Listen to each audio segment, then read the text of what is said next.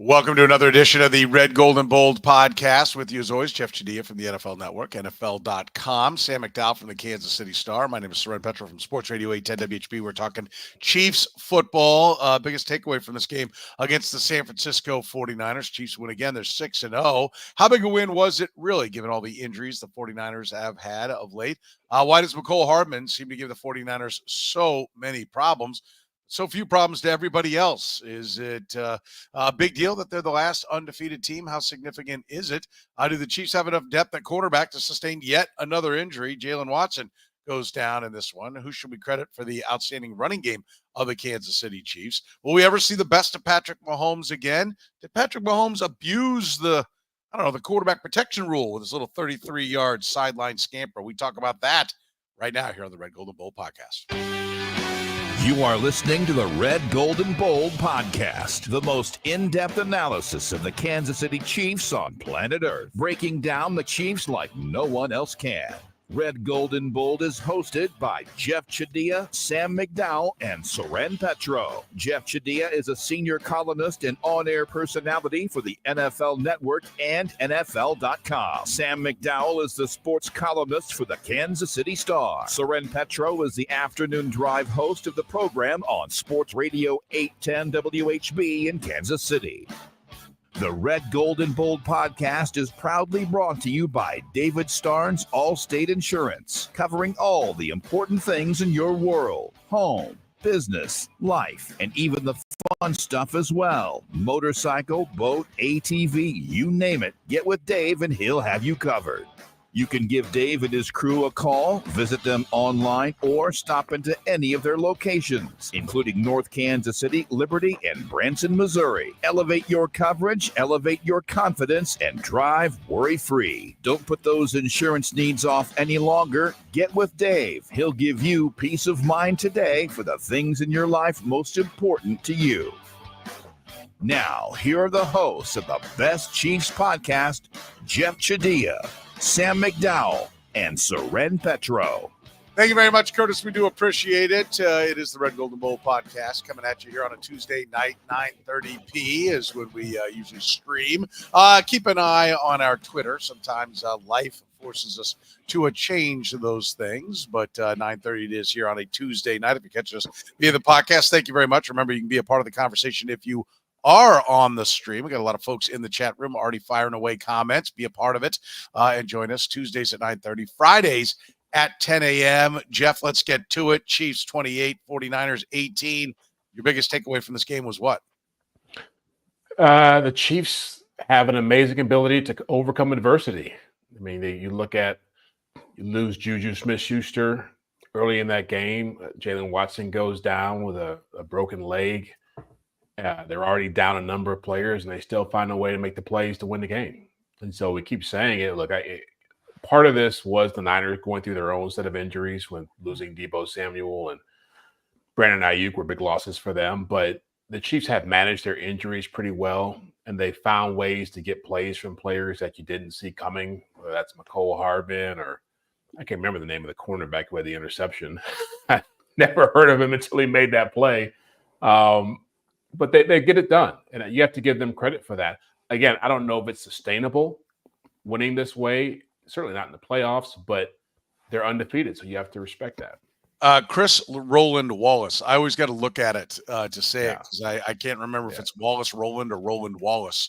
So I always like to look at it when I fire it out there. But, yeah, I mean, all hands on deck. The resiliency is amazing. I'll even throw in the fact that, something, we asked Andy Reid about last week is, getting in there and it's one thing to have the injuries going into the game and saying, okay, this is the game plan I'm gonna prepare because this is what I have. It's another thing to just get cut out, get the legs cut out from under you right after you start the game. Now they had some inkling Juju was maybe not going to be that viable to go the whole distance, but still it is amazing how they adjust on the fly. Sam, what's your biggest takeaway? Yeah, I mean, relatedly, but this team is no longer just about Patrick Mahomes and Travis Kelce. I mean, there's a reason that the rest of the NFL sort of has to go through phases and eras of, paying their quarterback on a rookie wage scale, for example, and then seeing things change once they pay their quarterback a lot of money. Because once it becomes all about the quarterback, it's tough to have the same success. The Chiefs have moved on from that. I mean, don't get me wrong. It's still Patrick Mahomes as a central character, but these last 2 wins are about the supporting cast. I mean, I talked about it after the Saints game that they got 300 yards of offense from 5 players who were cut within the previous 12 months. Yep. Then they get this win in San Francisco. 3 of their 4 biggest plays in terms of expected points added on the play was the Jaden Hicks interception. He had played 13 defensive snaps all year. The Mecole Hardman punt return. And I realize, the punt return is a normal duty, but still a guy that had played 22 snaps all year. He also scores a touchdown. Then you've got Chris Roland Wallace, who had played 1 defensive snap all year. Those are 3 of the 4 biggest plays in the game for the Chiefs.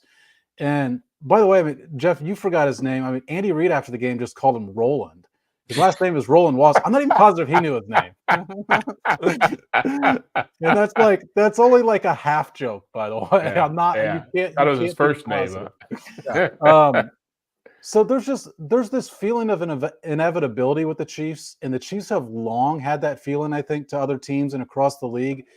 But it used to be because of one guy, and now it's because of those guys, and that's the amazing thing that's transformed over these past few years. And I think it's escaped a lot of people because they still have that guy. They still have the head coach too. They still have his favorite weapon. They still have the GM. There's so much consistency that I think it's kind of been lost on some people that they're not doing it the same way.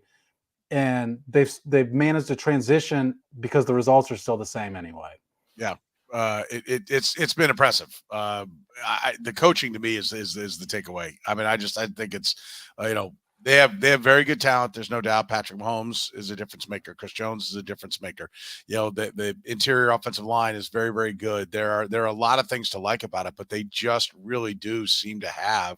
Jeff, is this the best coaching staff in the league? I mean, do they not get it? Andy Reid gets a lot of credit. Steve Spagnuolo is becoming a media darling. He's certainly his paycheck. He's the highest paid assistant coach in football. I mean, so he's getting the respect from that standpoint. But do they get their credit across the board, or is it really still is the credit handed out correctly with Andy Reid and Steve Spagnuolo getting the bulk of the cadoos? Yeah, I mean, they've got 2 championships the last 2 years and 3 overall with this bunch. So I don't think anybody's sitting there saying, man, it's like those guys on the sidelines just got lucky with the quarterback and some good defensive players. I mean, they're getting it done. And that's, they've been very fortunate to keep a lot of these guys around. Most coaching staffs, you look at the staff Sean McVay has had when he first got to the Rams, you look at the staff that Kyle Shanahan had when he got to the 49ers. Most of those guys who were his top assistants have moved on into head coaching jobs. I think probably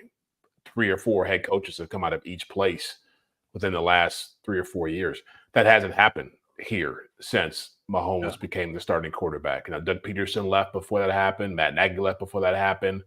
Eric Bieniemy didn't get a look, and everybody else has pretty much been here. So that gives you a lot of, and to understand what that means, look at what Josh Allen has gone through in Buffalo with Brian Daboll leaving. He's had 2 different coordinators since then. Look at what Jalen Hurts has gone through in Philadelphia with Shane Steichen moving on and Jonathan Gannon leaving. I mean, there's been a lot of coaches who've gone and left staffs, and you've seen the impact it's had. So, yeah, it certainly is a big factor in why they've had the success. But isn't that evidence that the rest of the league is looking at the Chiefs and saying they have the quarterback, that's why they're winning, the fact that they're not getting these other guys hired? I mean, to me, it's the front office as well. We saw Brant Tillis leave this last offseason for a slight promotion, basically, because I think part of it is the perception is, well, you guys have Patrick Mahomes. Wherever you get hired, we don't have that guy. So we don't know that you can replicate that here. I mean, I still think it's insane that Mike Borgonzi isn't a GM in the league yet, considering all these wins they've had in the draft. And there's not a lot of credit, I think, there's not the proper credit inside Kansas City. I think there's a lot of it. The fan base knows the team well. We talk about these guys frequently, but I still think the outside perception is you have the quarterback that we haven't been able to figure that out, and we think that's the reason you win. And this season is the best example that we haven't seen an A game yet from this quarterback, and they're 6-0 playing one of the hardest schedules in the NFL. Yeah. I mean, we can't be talking about what's wrong with Patrick Mahomes and then be saying, "Oh, they're winning all because of Patrick Mahomes." Now, I think he's doing a lot more than what his traditional passing statistics say. Yeah. He has 44 passer rating last week, but an 80 QBR. I mean, I think that speaks to he's doing more than just maybe what the counting numbers would tell you. But yeah, there's more credit that needs to be spread around. I think for sure. Yeah. Go ahead. I'm sorry, Joe. No, I was going to say yeah, but I think that I was going to make the point that Sam was making about the coaches not leaving because of the perception of it's Mahomes and Andy Reid. I think part of that too is they don't do as good a job of promoting those guys in the public eye in the way that McVay has done or Kyle Shanahan has done. I think it's one thing I will knock Andy on. He doesn't get his guys out there to get that kind of credit in the same way other staffs do. Give us an example of that, Jeff, because there was I felt like he was begging for the league to hire Eric Bieniemy when he was here, but you know what the rest of the league does, I think, on a better level. Give us an example of what that might look like. Well, it's more so like his coaches only talk once a month or something like that. What is it? How often do they get out? Coordinators once a week. Coordinators once a week, and then it's twice a month for some select assistants. Once a month. It's twice a month. I bet you. What? The rule's twice a month. Yeah. Well, they don't put them out there twice a month. Yeah. Well, the whole point is if you go to the Rams, if you get about the Rams, you get around the 49ers, you have a lot more access to those guys. And so stories get written, they get more credit. People talk more about, there's more buzz created about those kind of guys. So for whether that's Kevin O'Connell or Mike McDowell's a great example of that. Like Kyle Shanahan is a genius play caller, but somehow Mike McDowell became a genius play caller because he was in the same staff. Never called the plays, but that worked out for him. But guys like Matt LaFleur and Brendan Staley, there's been so many guys who've gotten head coaching jobs just from being around those guys. And part of it, too, is those guys are younger, a lot younger. By the way, Jeff says, how's Dave Merritt not a DC? Ryan says best coaching staff except for the wide receiver coach. There's a shot, a stray out of nowhere. How is Dave Merritt not a defensive coordinator? There's an answer for that one, by the way. I mean, Dave Merritt has not put himself out there to be a DC. He wanted to be at home when his kids were home, didn't want to move his kids. He's got a kid who's a senior, who's a highly touted prospect, a linebacker, and that kid's a senior. So he took an interview with San Francisco last year. I kind of wondered during that game if San Francisco had regretted not giving him that job. So it's sooner rather than later before Dave Merritt's getting a DC job. I'd be surprised if he's actually here in Kansas City for that reason. And I'll say this, the irony of it, because I knew Andy when he was in Philadelphia, and he ran a totally different shop there where you had access to coaches before and after practice. So you got to know guys like John Harbaugh and Ron Rivera and, Doug Peters, all these guys who end up getting jobs. So it's a subtle thing, but it matters when you're talking about. I think that's a great point. Yeah. Yeah, I think this is a great point. Matt says, "Hey, Chad, I'm going to start a GoFundMe to put anything on Sam's wall, maybe a Rocky Balboa poster, and I said, dogs playing poker. Dogs playing poker is right up your alley. Is this not enough? And Brad comes in. Give him a lava lamp. Sam looks like a lava lamp. I am not. You've got the wrong read. Speaking of poker, you've got a bad read there. Okay. Good to know. All right, let's move on. How big of a win was this really, Sam? It looks big. It's the 49ers, one of the favorite coming into the year, depending upon which book you looked at, to win the Super Bowl. Yet they, too, are banged up by injuries. How much do the injuries take away from what this win really is? Yeah, I mean, they do, but I still think it's a big win for two reasons. And one is the 49ers are still a team that the Chiefs could see again. And if they do see him again, it's undoubtedly going to be in the 49ers' minds. We have not beaten those guys yet. We think we can beat those guys. We don't know we can beat those guys yet. So that's number one. But number two is a little bit of what Jeff touched on is it's not just that the Chiefs are better than the rest of the league at handling adversity. See this last game on Sunday as a prime example. They're better than they used to be at handling adversity. I mean, last year we were talking about blow-ups on the sideline when things weren't going well for this team. But not only that, I mentioned the fact that this team is no longer just about Mahomes and Kelsey. To try and put a little bit of statistical evidence into that, Patrick Mahomes before this season had 17 games where he had a passer rating of less than 80. 17 games. They went 8-9 in those 17 games. They depended on Patrick Mahomes playing good football to win games. He had the lowest passer rating of his career. And you're right, Stren, he made other plays, particularly with his legs, that are big plays. But statistically, the lowest passer rating of his career by 13 points, and they still won a game. And so I think it's an evolution, like I said, of who the Chiefs have become. And I think that's why it is still an important win for him. Yeah. How about you, Jeff? People are waiting for you. You had a number of comments that this win, not that big. I want to point out Jeff's opening comments it speaks to how resilient this football team is. Yeah. His don't hear that. Opening comment was absolutely a compliment to the Kansas City Chiefs. But listen, they too took on water in this game. That Deebo Samuel and Brandon Ayuk taken out from under that right before the game and right at the start of the game. I mean, those are big hits. How much does it take away from this? Hey, look, a win is a win in the NFL. One thing that I try to tell people about, and I know that and I've said this before, every week it's a referendum, good or bad, on your team. And people want to use it to justify what they believe is going to happen or what they think is not going to happen. If they had lost this game, we'd still be sitting here talking about this is a team that's going to make a deep run, has a shot at winning a Super Bowl again, as all the things we're saying right now. So I don't think it would be the end of the world if they had lost the game. I do think, it certainly matters that San Francisco lost key players, but again, they lost JuJuSmith-Schuster. They lost Jalen Watson. They had to play.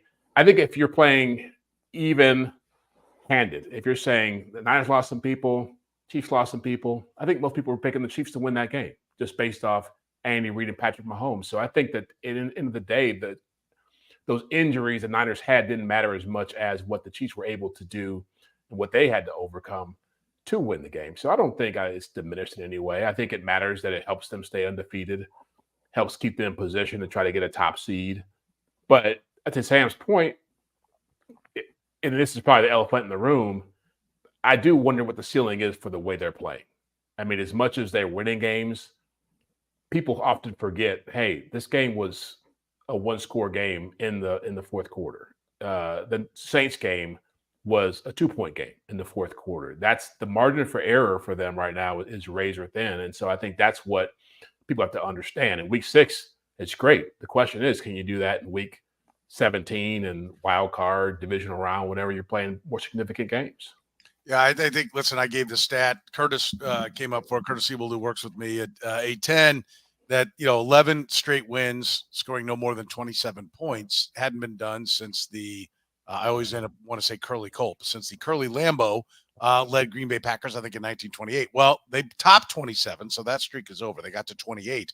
But he looked it up. 12 straight wins, scoring no more than 28 points, has never been done in the NFL. Now, 12-game win streaks are rare. They don't happen every year. So we're not talking about a lot of them. But it is of note. They are, to your point, Jeff, playing with fire, but they're incredibly good at it. I mean, they're a fire walker. I mean, there's clearly something to what they're doing. Good football teams find a way to win close games. I agree. You want to put people away. You don't want to be, one scoop and score away from losing the game, but they know how to, they used to be like, put your foot on the throat, Andy, close a game, Andy. That's all he's doing right now is closing games. Yeah, but I think part of it is they have multiple ways to win games, which does speak to what you said, Stren, that it used to be relying on the offense to close out a game. Now their defense can close out a game. Their special teams has had a pretty good year. Harrison Butker's as good as anybody in the league. He closes out games. But to what Jeff said, I do think we've seen that where the Chiefs' ceiling can be. I still think the bigger question is that we've also seen where their floor is, and they do have, I still think, the ability to lose a game that we don't expect, because they're not blowing teams out. They're not running over teams offensively anymore. And therefore, a couple miscommunications on the defensive end weigh more heavily than they did in the past. So to me, I think the bigger question is what's their floor? Because I think that their ceiling, they've beaten the Ravens, they've beaten the 49ers, even an injured 49ers team. I still think the Bengals are better than the record is. Like, they played a good schedule and won 6 straight games. That's their ceiling. I do question, are they still going to slip up to a couple teams we're not expecting? Well, I think that's the NFL, though, isn't it? Like, everybody, the other teams are good, right? Like, everyone's on scholarship. Is there a team out there that's not going to lose? I mean, the Chiefs are the only undefeated team, and you today on the radio show didn't want to go near talking about 17-0. So why are they the only ones that? There's a difference between saying that they're going to lose and that they have the ability to lose to some inferior teams. And that's my point. Like, I look at that Broncos game, and I think a lot of people say it's the Denver Broncos. Bo Nix isn't very good, and say that's a win. I say probably. I don't think that's a guaranteed win on the schedule. The Broncos have a good defense. The Chiefs haven't beaten teams up offensively yet this year. Yeah, I think I see what Sam is saying, which is really the only guaranteed win is probably the Carolina Panthers. And I think, again, because we live in Kansas City and this is a Chiefs-centric podcast, and everybody who watches or listens is probably a Chiefs fan in some regard, believe that because you're 6-0 means there's this big gap between you and everybody else. And the point I was making about their ceiling, I feel like if you watch the NFL on a regular basis, I do it for my job, so I see a lot of games, a lot of teams. You could argue that the Chiefs aren't that much better than they were in week 1, whereas the Ravens are a lot better now, and the Bengals are a lot better now, and the Falcons are a lot better now. There's teams that they've played that look a lot better. And so is that going to matter come December and January? I think it is, because people aren't watching the Broncos or the Chargers or these, but these teams are getting better, and that's the question. The Chiefs are really overcoming things, but are they getting better? I can't say that. Defensively, they are. I would offer the explanation too, that are those teams getting better? Or are they just not playing the Chiefs, so they look better? I mean, I think part of it is they're getting their chance to whack some people that aren't so good. I mean, I think that's part of the equation as well. We're always brought to you by our friends at Gann Asphalt and Concrete and David Starnes, Allstate Insurance. David Starnes Allstate Insurance, serving the Kansas City area and all throughout the Midwest. With David Starnes Allstate, it's not just about fender benders. Beyond traditional safeguards, enjoy perks like roadside assistance for unexpected breakdowns, transportation expense coverage when your car is in the shop, auto replacement protection to keep you on the road in style, and much more. You can give Dave and his crew a call at 816-781-7331. Visit them online or stop into any of their locations, including North Kansas City, Liberty, and Branson, Missouri. David Starnes, Allstate Insurance. Gann Asphalt and Concrete, proudly serving the greater Kansas City area. Nationally recognized full-service paving and pavement maintenance contractor, making parking lot problems disappear in Kansas City since 1994. Get your seal coating done now before the weather turns cold. Weekends are booking up fast. With free consultations, no commissions, in-house crews, and every project comes with a written warranty, Gann Asphalt keeps your parking lot safer and helps you and your business avoid unnecessary delays and costly expenses. Find Gann online at GannAsphalt.com or call 816-484-3338. Gann Asphalt and Concrete, one contractor, all things parking lot. All right, let's move on here. Let's talk about Mecole Hardman and why he seems, Jeff, to own the San Francisco 49ers. He was a huge part of what they did. It really gave him a boost when JuJuSmith-Schuster went down. Why is it the 49ers are the one team that can't figure out what he does? Well, a couple of things. One, the punt return is, I mean, that he's had some big returns in his career, so I don't know if that's a big factor in this conversation. Part of it, to me, is just the way. Well, hang on. I'll throw some love your way. You're one of the ones that pointed out going into this game when we talked on Friday, the 49ers special team sucks. So, he took advantage of it. And we should have seen that. You still gotta read the hole, and you gotta make the run, and nothing away from Mecole Hardman, but that is something that they were vulnerable to, and Mecole Hardman took advantage of it. But he does seem to have big games against this team. Yeah, well, the point I was going to make is that the way they play defensively, especially their front seven, they are super aggressive. And Tom Brady even made the point when it came to throwing the football, like they're so undisciplined in their pass rush that they want to get after the quarterback so fast, and they want to flow to the football so quickly that when you run through the stuff that Mecole Hardman runs against them, the gimmicky stuff that is more horizontally oriented, that you can, if you hit it right, you can hit it big. And so it doesn't surprise me that he's made those plays against them, because usually, another thing, they probably take him for granted. They probably don't have the same respect for him that they do for other weapons, but a lot of it too is just guys getting out of position and them understanding they can take advantage of it. Yeah. By the way, I did. I like this one. Where was it? That Nick Bosa fell for the banana in the tailpipe again. Every game they do. Yeah. He does get suckered. He does get suckered in on that stuff. Sam, you're a noted Mecole Hardman hater. You didn't think you would bring anything to Great intro. the mix in when the Chiefs went out and got him. What's your theory on why the 49ers seem to get a dunce cap put on him by him every time they play him?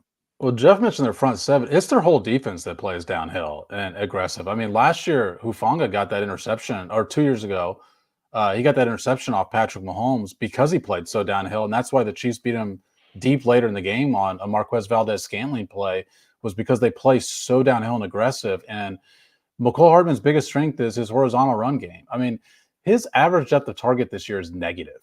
Like, he has 60 yards after the catch and 50 yards receiving this year. I mean, but that statistical oddity is what beats the 49ers. And then just, one quick kind of funny story on that punt return. So I love talking to Mecole Hardman post game. I realize I have criticized his ability and what he brings to the offense, but I love talking to Mecole Hardman. And after the game, he told me that the punt return was supposed to be a fair catch. That if you go back and watch it, the Chiefs, similar to what the 49ers did to the Chiefs early in the game, they decided this is a good spot to fake a punt. It's 4th and 2. They're nearing midfield. There could be a fake here. So they left their defense on the field. And I looked it up, and 6 of the 10 guys blocking for Mecole Hardman had not played more than 2 punt return snaps all season. Like, they are not guys who are out there to block. And so Mecole Hardman's job on that is to fair catch. And Dave Tope does tell him, if you see a crease, then take it. But he just saw, wait a minute, nobody's on the left side. And go back and watch that play. And Trent McDuffie pancakes Ronnie Bell on the play. Trent McDuffie is one of those guys that had played 2 punt return snaps all season, sets a key block, and Mecole Hardman's like, it looks open. I'm just going to take it down the left-hand side. So that play was supposed to be a fair catch, and it was, I mentioned this earlier, the Chiefs' 3rd biggest play in that game. I was going to make the point that, Sam's not a hater, but then he went out and took one of the positives of Mecole Hardman and said he screwed it up. He was supposed to fair catch. He said he was supposed to fair catch it. He said when the ball was kicked, he was planning on fair catch it. And he actually said, he goes, if you go back and watch it, you can tell him about to fair catch it based on the way he's standing and getting ready to receive it. Yeah. By the way, Ryan liked that.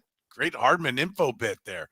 It is. That's good stuff from Mecole. Listen, I don't think he's the greatest player on earth, and I know you don't hate Mecole Hardman. I joke about that. If anyone's new to the podcast here, he does not hate Mecole Hardman, but we had a disagreement on how much Mecole Hardman would bring to the team, and I think it is pretty valuable to have him right now, right? Like with the injuries that they've sustained, he's not a full service wide receiver. He doesn't run all the routes perfectly. We know he doesn't track the ball well. But there are things that he does do, the short stuff, the jet sweeps, those kind of things. I mean, he is somebody that has to be accounted for, and he still has wheels. And so they really needed him in this game, and he was there when they needed him. I don't think there's anything wrong with saying, it's been a pretty big pickup. It was a big pickup last year. He scores the game winner in the Super Bowl. They kept him this year. Some people were speculating he might not be kept, and he paid dividends for him in a game that was, that they needed him. So I got nothing but love for Mecole Hardman. I don't think the Chiefs have anything but love for him either. Go ahead. Well, I made the joke during the press box that maybe the one thing the Chiefs and 49ers fans could agree on is they see too much of Mecole Hardman. Oh wow! They just keep on coming, right? The hits are just so easy. You're just firing strays at poor Mecole Hardman whenever you can. So I don't know. Maybe I do need to amend that and go back to saying that you will take your shots. Terrific guy to talk to. Seriously, I mean that sincerely. Great guy to talk to in the locker room. All right, that's where you keep going back to. It's the one you can hang your hat on. Is being the last undefeated team significant, Jeff, in your minds? The Vikings went by the wayside. They're the last undefeated team. Does it have any value? In week 6, no, or week 7, not really. I think it matters more if you're talking about week 11, week 12, which is a pretty impressive feat. But, at this stage, I feel like the Chiefs have the best record, but they don't feel like they're the best team right now. And doesn't mean that they can't win a championship. I think they won't, but I think that they've got the goods to do it because they've done it before and proven a lot of people wrong, including myself. But I watched the Ravens last night They look pretty good. I watched the Lions over the weekend. They look pretty good. I watched the Vikings. They look pretty good. And I think the Chiefs are a top 5 team, even with all they've gone through. But yeah, I mean, it's some of this is timing. We guys know this. It's like when you see there's teams the Chiefs have lost to in previous years, and then gone on to win championships. I remember them playing Buffalo a few years ago and getting rolled in Arrowhead, and they ended up winning a championship. So those things happen. I just try not to put too much stock into what's happening at this point because, again, this team is going to be judged off one thing: what happens in the Super Bowl. Do they win it? Are they playing for it? Or do they fall short of it? Everything else we talk about is interesting to a certain degree, but that's what matters, not being 6-0. By the way, Matt said Kansas City Chiefs proving Jeff wrong since 2018. Yeah. Didn't I pick them last year to win the Super Bowl? You did. Yes, you did. Yes, they said all love, Jeff. Yeah. I see Matt from time to time. Matt likes the kid, but he has nothing to love. How about it? I think there's value in it, Sam. I think one, it means you got the best record in football. That's gotta matter. These 6 games count as much as the last 6 games. But I do think there is a little cachet to being undefeated. These 6 wins won't count any more than if they win 6 at the end or if they lose 6 at the end. I do get that part of the equation, but I think there is some cachet. I mean, it's your chance to have the momentum. You've got it rolling. You've got some things figured out. I think there is a little bit more to it than that. Yeah, I mean, I agree with that aspect of it, and I think it's particularly important for this team. So just statistically, it means nothing. I mean, the last team to be the final undefeated team in the regular season and win the Super Bowl is the Colts in like 2006. Like, it's been a minute since that title is actually translated to a Super Bowl. Having said that, I've seen that stat cherry picked, and I want to point out that 8 teams since 2006 have made the Super Bowl and had that distinction, including the last 2 that the Chiefs have beat, the 49ers and the Eagles. So these are usually pretty good playoff teams as well. Which, go figure, they're the last team undefeated. But I agree with you, Soren. I think the reason it means something is because it should mean something to the guys in the locker room. Like, they were asked about it after the game, and a couple of the players go, "Oh, the Vikings lost today." Like, they knew there were 2 teams left, and they knew that meant they were the only team left standing. And I thought the biggest thing that the Chiefs this year were going to have to guard against was complacency. I know that's a weird thing to say when you're chasing the only 3-peat in NFL history, but I mean regular season complacency. When the Chiefs last year had a bad regular season and then still beat the hardest schedule in NFL history in terms of DVOA in the playoffs, I thought they were going to say at some point, how much does this regular season game, say week 8 against the Raiders, really matter? And when you're the last undefeated team, I think that adds one more reason why you do think the game matters. You're the last man left standing with that title. And I think you'll take all the help you can get into thinking, like I said, a potential week 8 game against the Raiders in Las Vegas, a bad Raiders team, that it's a big game. Eli says exactly, a pride thing. And Travis points out, guys, leave Jeff alone. He isn't wrong. They don't look like the team to beat at this point, which I think is a fair. Let me say one thing on that, because it's something Jeff said too, as far as like the Lions looked pretty good, the Vikings looked pretty good. And who was the other team you mentioned? The Lions, the Vikings, and the Ravens. And the Ravens. Offensively, those teams looked good. Defensively, the Ravens have not looked good. They've given up 35 plays of 20 or more yards. They gave up a bundle again in this last game against Tampa, against the Bengals the week before. Like, the Lions gave up 30 points. The Vikings gave up 31. Like, I think we're underestimating the value that the Chiefs defense is the reason. I realize the games are less entertaining, less enjoyable, less exciting, but that's a really good defense, and that part matters too. Have you not heard this podcast? Jeff does not want to hear about defense. Defense is not that's not his thing. The point I was going to make is what I've always heard about the Chiefs when they were putting up big offensive numbers is, the defense is just middle of the road. That's all they need. Now, all these other teams are scoring points. They need to have these great defenses to be good. No, I think it's a fair point, because I think when they were putting up the big numbers on offense, that's all they needed was a middle-of-the-road defense, right? They've needed it to be great, and it is great, right? I mean, Brad, by the way, would like you to say it, Jeff. Elite. Is this defense elite? They're playing elite right now. I don't think I think they're a top 5 defense right now. Will they finish as a top 5? I don't know. But the point I'm making about the Ravens and the Lions and the Vikings, I still think what it's going to come down to as far as winning a championship, going deep in the playoffs, you got to score a lot of points. You got to have an offense that has some firepower to it, because people talk about the defense with this team right now, but the offense isn't what it was last year. And the offense still, when Rashee Rice came alive, Pacheco became a bigger part of it, they found a way to manufacture points. I don't know if this offense gets behind, it's going to be a different conversation. So they have the best record, but they're not the best team. Which it is possible. Yeah, you can. Okay, when the Vikings were 5-0, were we saying this is the best team in the NFL? No. Those two things. I totally agree with you that we should not be just ranking the teams by their record. I will point out the Chiefs won the AFC Championship last year with 17 points and like 300 yards of offense. Like, this can be a winning formula in the playoffs. I have no issue if somebody ranks the Lions number one, for example. I agree with you that I think the Lions have played really good football and that it should not be ranked, like I said, purely based on record. I just think right now, I don't know exactly when a team goes into the game that they say, we've got the Chiefs, we're going to beat the Chiefs for this reason.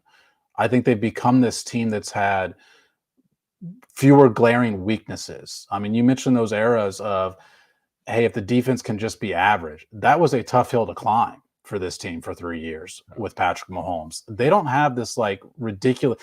We're talking about the offense struggling, and they're a top 10 offense still statistically. We're talking about the offense struggling as a top 10 offense, and we haven't seen the best from their quarterback yet. Like, I still think that's the best reason, the best case that this team can get to another level is if their best player, the best player in the world, plays like himself. Yeah.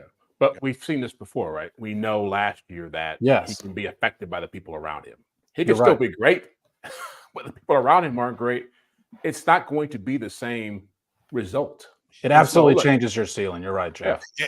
And I frankly think he was great in this game against the San Francisco 49ers. The numbers just aren't there. Did he have some mistakes? Yeah, but I mean, one of his interceptions was knocked up at the line of scrimmage. The other one, the receiver falls down. I mean, I think he was great. I think you're seeing that the numbers are suffering. But the 80 QBR, making the key plays, the running for the first downs, yes, he's getting help, but who's to say if they decided to run a pass play instead of pounding it in with Kareem Hunt, which we've all asked them to do, and now they're doing, and now we get mad because Patrick Mahomes didn't throw for 3 touchdowns, right? Like, okay, I've asked this question with people before. Do you think their offense, as it stands right now, is good enough to win a championship? Yes. Why? With that defense, I do think it is. Yes. They're 6-0 is the first reason. Okay, so if they're 6-2, it's a different conversation. Against teams that we're quoting as being Super Bowl caliber teams, they're not beating just rummies. The number 2 and 3. Go ahead, Jeff.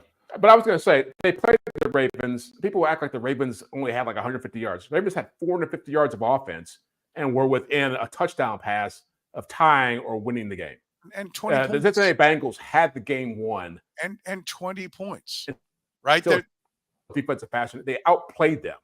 So it's like, Listen, they're susceptible. They're absolutely susceptible. But can they win a championship with this offense? No. Absolutely. Will they win a championship with this offense? Well, I mean, I would never pick them over the field. I wouldn't even pick them in the AFC. I wouldn't even pick them in the AFC over the field. Yeah, but that's the math. But is there any team you would take ahead of the Chiefs right now? Ravens, yeah. No, I'm asking Sam because you were asking him. I would not. But part of that is not that I think the Chiefs are better than they were last year. Ravens of last. If the Ravens were what they were last year, I would say I would take the Ravens. I don't think the Ravens defense is anywhere near what it was a year ago. Yeah, and the Ravens have. I think it doesn't have to be. That's my point. No, I would agree with that. Their offense has gotten better, and so they don't have to be as good defensively. I would agree with that. It's a sliding scale, just like for the Chiefs. But I also don't know that Lamar Jackson and that offense will get it done in crunch time. They couldn't last. That's a fair point. Yeah, that's a fair point. We're brought to you by our friends at Key Cannabis. Unlock a premium dispensary experience at Key Cannabis. Visit any one of our 12 Key Cannabis locations across Missouri for a huge selection of cannabis products and expert recommendations from Missouri's friendliest bud tenders. Quick service, convenient online ordering, drive-through pickup, and a fantastic loyalty program. Plus, Key Cannabis offers discounts for veterans, med patients, cannabis industry professionals, seniors, first responders, and students. Visit us in KC North, South KC, and Belton. Open 7 days a week, or shop online at keycannabis.com. Key Cannabis, open for premium cannabis experiences. All new at Minsky's, world champion KC linebacker Drew Tranquil's game day gourmet pizza creation, the Tranquillo Crunch. Loaded up with the meats. Gotta have that protein. Sausage, capicola, ground beef, mozzarella, pepperoni, a dusting of Romano and oregano, plus the extra special Panko Crunch Crust make up this pizza that's fit for a champion. Better yet, every Tranquillo Crunch pizza ordered this season benefits Operation Breakthrough. Use promo code PETRO3 for $3 off a large Tranquillo Crunch now through October 31st. The Tranquillo with Panko Crust is available at all 17 KC Metro locations, only for this season, so make sure you get to Minsky's. All right, let's talk a little bit about the Chiefs and whether or not they have enough depth at the cornerback position. Jalen Watson goes down, Jeff. They were searching for that number 2 guy. They found him as soon as the regular season started. It was Jalen Watson. Now he's done for, I assume it's going to be the year. I haven't heard that said, but the reports out there with a couple of broken bones in his leg, I assume that he's done for the year. I mean, do they have enough to keep this defense elite, as you called it just moments ago? When you hear the name, was it Chris Roland Wallace? That's his guy's name? Yeah. When Wallace, he's playing, I'm never sure. Yeah, when he's playing meaningful snaps in a game, that scares me because that tells me that the fallout from Jalen Watson is precipitous. And so I don't know. It's a huge blow. I mean, I feel bad for the guy. I mean, I didn't even see when it happened. They talked about his leg getting stepped on or whatever. But yeah, I mean, it's a huge blow because he was playing well in a position that we went into the season not knowing what to expect from it. And so again, that position being stabilized allowed them to do a lot more creative stuff under Steve Spagnuolo. I think now it takes a lot of that away, and you just don't know. Again, I said this before and I think it's a fair point. People don't like hearing it, but they haven't seen 2 good receivers all season long. And 2 good receivers might not show up at Tampa Bay, but at some point down the road, whether it's Buffalo, the Texans, they're going to start seeing those kind of guys show up on the schedule. And I think that's when we'll find out what this means for Jalen Watson and this defense.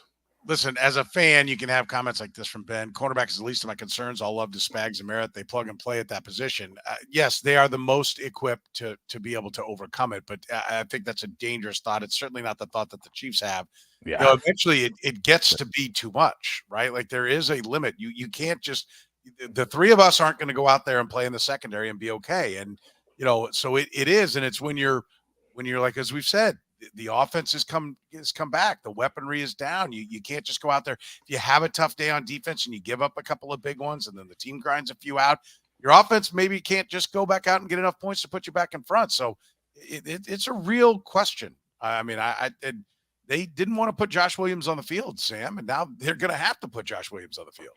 Yeah, I mean, so I was going to say everything you did, Soren, which is like there's no better personnel in terms of coaches to have to prepare for this situation. I mean, you look at the history of what Spags and Dave Merritt have done.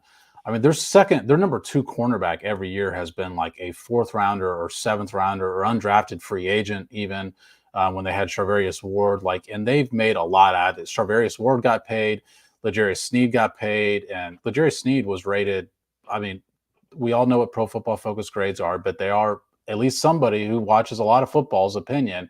He was rated last among quarterbacks this league his first year out of Kansas City. Like, they get a lot out of these guys. Having said that, there's a reason that Jalen Watson was the pick. There's a reason he was picked over Najee Johnson, over Joshua Williams, because they knew he was their best option. And by the way, he surprised even Adam Teicher often will ask coordinators or head coaches, are you surprised of what you've got out of this guy? Anytime Steve Spagnuolo is asked that, his first reaction is always, I don't have expectations for players. I'm just trying to best prepare. He actually acknowledged with Jalen Watson, yes, we've probably gotten more out of him than I expected. Like that's the kind of, and he was the choice when he was going to give him less than what he's given him. He was still the guy they chose to start at the cornerback 2 spot. He's given them more than they anticipated. He's had a terrific year. So like Jeff said, I feel bad for the guy because this was an opportunity to really accelerate and potentially get paid in 2 years. But they are going to have to go with Najee Johnson and Joshua Williams now at that spot. And it's one more spot where it's not the guys they anticipated going into the season. Do they have enough? Yes or no, Sam?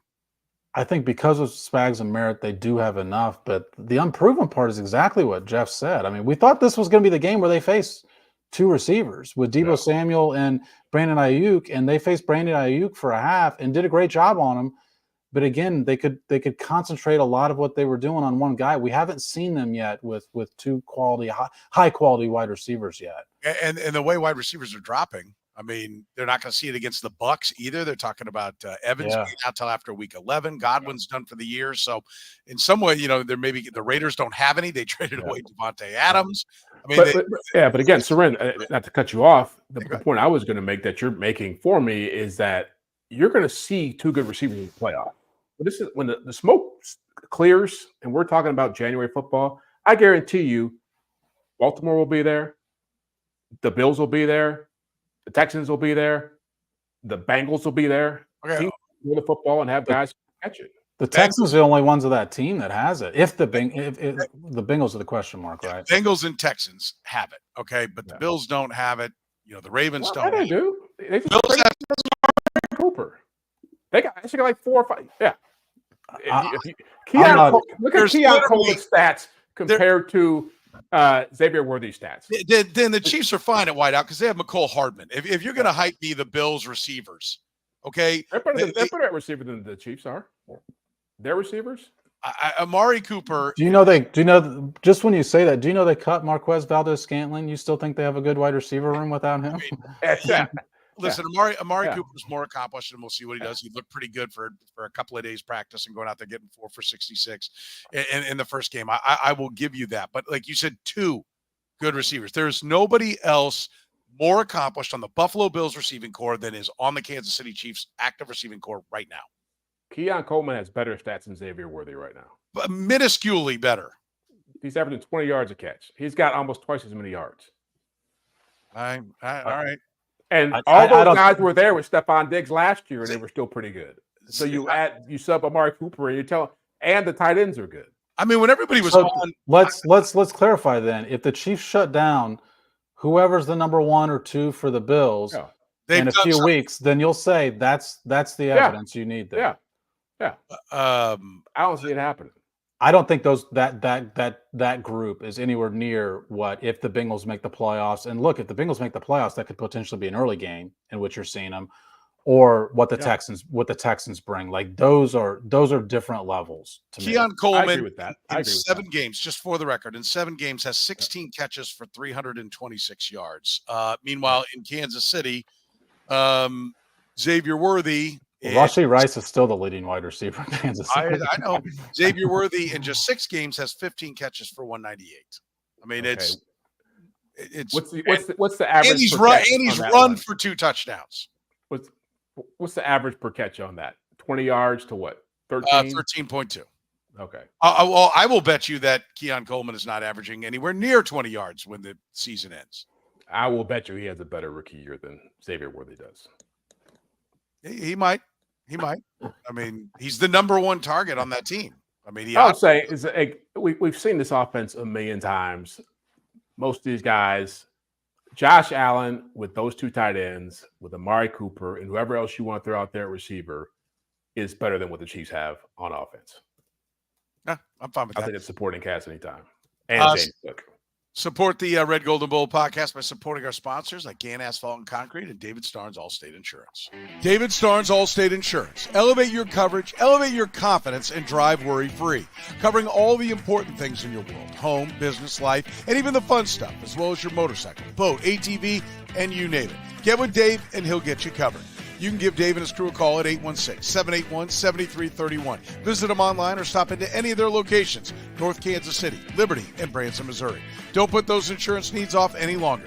Get with Dave today. He'll give you peace of mind. For the things in your life most important to you. David Starnes, Allstate Insurance. Gann Asphalt and Concrete, proudly serving the greater Kansas City area. Nationally recognized, full-service paving and pavement maintenance contractor. Parking lot problems? They've been making them disappear in KC since 1994. Don't risk accidents and liability in your parking lot. Get your lot restriped today. A brightly striped lot will cut down on accidents and keep your lot as safe as possible. Find them online at GannAsphalt.com or call 816-484-3338. Gann Asphalt and Concrete, one contractor, all things parking lot. All right, boys, let me ask you, Sam, are we going to see the best of Patrick Mahomes again before this year is over? Not on a consistent basis. And that's not a Patrick Mahomes thing. It's what else the Chiefs have. I mean, the tackles, I think, prevent that. The weaponry prevents that. But the biggest thing is the Chiefs aren't playing the same offense. They're not asking Patrick Mahomes to do what he was doing in the past. So I think the opportunity to see him throw for these 400-yard games is out the window, unless they get in, obviously, situationally in potential games where they're trailing. But I don't think the defense is going to put them in that position where they're down 2 scores the entire second half. But look, I mean, the Chiefs are not making like-for-like adjustments when they lost his personnel. They're not saying, okay, this guy fills in here. They talk next man up. They're not playing offensively like it's next man up. They're playing a lot more 3 tight end sets, for example. Their rate is almost doubled on 3 tight end sets. And the elephant in the room is they're running the ball now. They have become this run-preferred offense. For the first time in the Patrick Mahomes era, they're running the ball in first down 57% of the time. They've never even eclipsed 49% in the Patrick Mahomes era. Like, that is a large increase, and that takes away from the amount of times you throw the ball, the amount of times you see this spectacular play, and the amount of times you're able to build up the stats. So could we see it because the situation demands it and you're trailing at a game? Sure. But I think the days of seeing that this season with this weaponry, obviously reserve the right to change it if they add stuff. But the Chiefs just aren't playing the way that asked their quarterback to put up those kinds of numbers that, if they had Rashee Rice and Hollywood Brown, I think you could potentially see. Jeff, will we see the best version of him? No. I mean, I think Sam's right. There'll be moments, but we had this conversation a couple of weeks ago about you guys were pushing more for the downfield throws and the more risky plays. They can't afford to play that way with what they have to work with. And that means I give him a ton of credit for how he's managed this, because he has had to be a game manager to in a certain respect. He has had to play more Alex Smith type football, and he's embraced it. I think one reason he's thrown more interceptions than touchdown passes is because he's not comfortable with that style of football. I think he still likes to take chances with the football, but ultimately this is how they're winning games, and it's how they have to win games. And it's also why, we have this conversation about him surpassing Tom Brady and breaking all Brady's records. The pace you have to be on to do that is so extreme that any seasons like this severely hurt his odds of doing that. So again, that's not a knock on him. It's just the reality that the Chiefs, he showed up with a Hall of Fame tight end, a Hall of Fame receiver, a running back who's back now, but when he was playing was the league's leading rusher, and a good offensive line, and one of the best coaches in NFL history. Like, the coach is still here, the running back's back, but a lot of those guys in between catching the football, they're starting to cycle out, and it's hard to replace that level of talent. We're not going to see what I thought we were going to see when the whole offense was looking healthy, and that was 5,050 Patrick Mahomes again. That's definitely not coming back. But we're not going to see a guy finish with 17 touchdowns and 23 interceptions. I'm confident that with right after 1,000 yards. And because I want to be clear, that's exactly what Patrick Mahomes is on pace for right now. 17 touchdowns, 23 interceptions, and just under 4,000 yards. I believe he will exceed the touchdowns. I believe he will come down on the interceptions. I believe he will exceed the yardage. What are we feeling those final numbers will look like when it's all said and done? I'll go first. I'll tell you. I still think it's going to be about, I'll scale it back to about 4,300 yards, maybe 4,400 yards. I think there's going to be a time where he has to get the ball in the air and has a couple of big yardage games. So I'll say 4,400. I think 26, 27 touchdowns is going to be the number. And I think the interceptions will be about 14 or 15. I think this will be his career high in INTs. But I think it's going to be more like 40, 26 and 15 with about 4,300, 4,400 yards. Basically last year. That's what he did last Yeah, year. Wasn't it? I was actually, if you were gonna ask me to predict it, I was gonna say 4183 for yards, 27 touchdowns, and 14 interceptions. Like that is last year's number, and I think all of those numbers make perfect sense for right now. Which means he's going to be playing statistically much better football. Oh, he's going to be playing. Statistically, yeah, he's going to be playing better. But I'm just saying, peak Patrick Mahomes is 450 yards, 4 touchdowns, and like the Chiefs' offense is not going to allow him to have those days anymore. Yeah, well, this year, because realistically, who's going to create that kind of production in the receiving position? It's not going to be Kelsey. He hasn't had a 100-yard game yet. It's not going to be. We have this difference of opinion about Xavier Worthy. I think it's still going to be tough for him to have a 100-yard game in this, or at least he should have had one Sunday. If Patrick Mahomes hits him on a 70-yard bomb, we're talking about his best day as those are an also, NFL player. Those are also low percentage passes for a reason. Like he hits a lot of them, but they're still. Well, if he's going to average this 20 yards a catch, he needs to he doesn't Buffalo. You got to go on. Yeah. He doesn't hit a lot of them. I mean, this has become a thing. Is he doesn't hit a lot of them, and he doesn't take a lot of. Like Patrick Mahomes has thrown the fewest aggressive passes in the NFL, the first, second, or third fewest every year of his career, and this year he's at an all-time low. Yeah. He's 1.5% lower than second least aggressive quarterback in the league, and that's also not conducive to having these 450-yard days. It's also why he has been unlucky with these turnovers and why we're all predicting, 14 for the rest of the year when he's got 8 through 6 weeks. Let's close with this. Did Mahomes abuse the rules on the 33-yard run when he's headed for the out of bounds? Defenders not wanting to hit him late, going out of bounds. We know the big hit in the Bengals playoff game. When he cuts back like that, is that? He's getting a lot of flack. Listen, he's become the new Tom Brady. He's the most hated man amongst 31 teams in the NFL. Jeff, did he do anything wrong on that play? No, because he tried to get yards. At some point, people aren't going to go for put the ball out 15-yard down the field fake. I'm surprised that still works. But the easiest way to remedy this, if you're a defender, is just to hit it. Because really, I've seen plays in other games.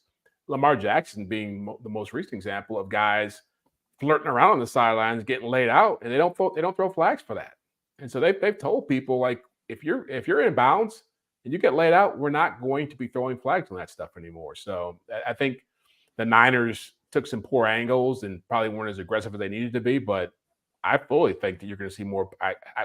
I guarantee you this week someone's taking a shot at him if he does that with the Raiders. Yeah. Oh, I think so as well. What do you think, Sam? Is he abusing the rules? No. I agree with what Jeff said. I mean, first of all, this is the team that I think would be willing to take that shot on him is the Raiders with Max Crosby. And so I think the repercussions of it could potentially be that. But by the way, that repercussion falls within the rules, and not only with the rules, but a point of emphasis in the rules. Do you guys remember last year on the final drive in Green Bay? It got forgotten because the Chiefs didn't score on the final drive, when it was Owens who hit him on the sideline and laid him out, and they threw a flag, and the replay showed it should not have been a flag. Patrick Mahomes was still in bounds. And if you go back and listen to the broadcast of that, because I did that yesterday, Terry McCauley specifically says it's been a point of emphasis with the refs. Do not throw a flag if the guy's in bounds. If he's trying to gain yards, that's on him. And so this was an instance when the 49ers guy should have just hit him. And by the way, it's not don't touch him or just lay him out. There is an in between of shoving him out of bounds in that situation. Yeah. And if you go back and watch the play, like Kareem Hunt, the reason that Winters 53 for the 49ers can't do it is Kareem Hunt shoved him. And his momentum makes it difficult for him to cut back and get his hands on Mahomes. But again, all someone has to do is give Mahomes that same shove, and he falls out of bounds because of the momentum situation.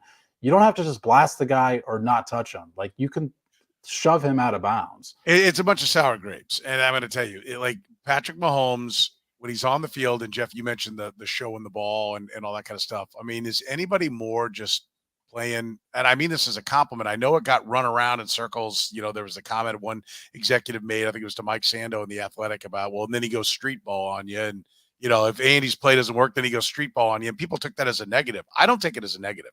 I take that comment as a positive. That's a compliment for sure. Yeah. Well, and I think it just shows to how comfortable he is out there, how much he slows the game down, how he knows where everybody is on the field, that he can do those things. And he's the one guy that he's not headed to the sideline going, oh my God, I don't want to get my head knocked off. He's like, I know I can go exactly this far, get exactly this much. I'm going to lure him in. I'm going to cut back. He is so in control of the game, and I think that just drives people absolutely batshit. Yeah.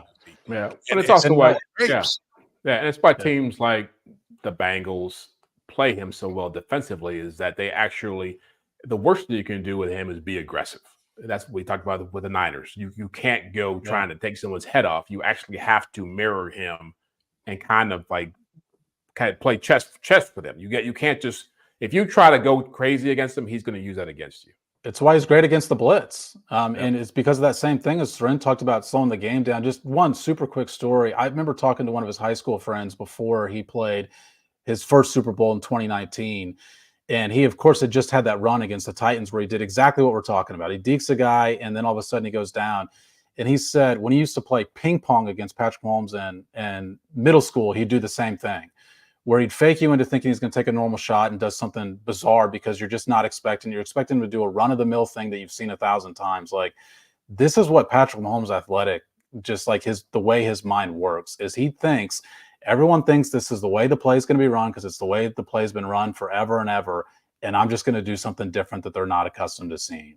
Yeah, no, I think he's in complete control of the game when he's out there. And until that changes, he's going to be really, really hard to beat.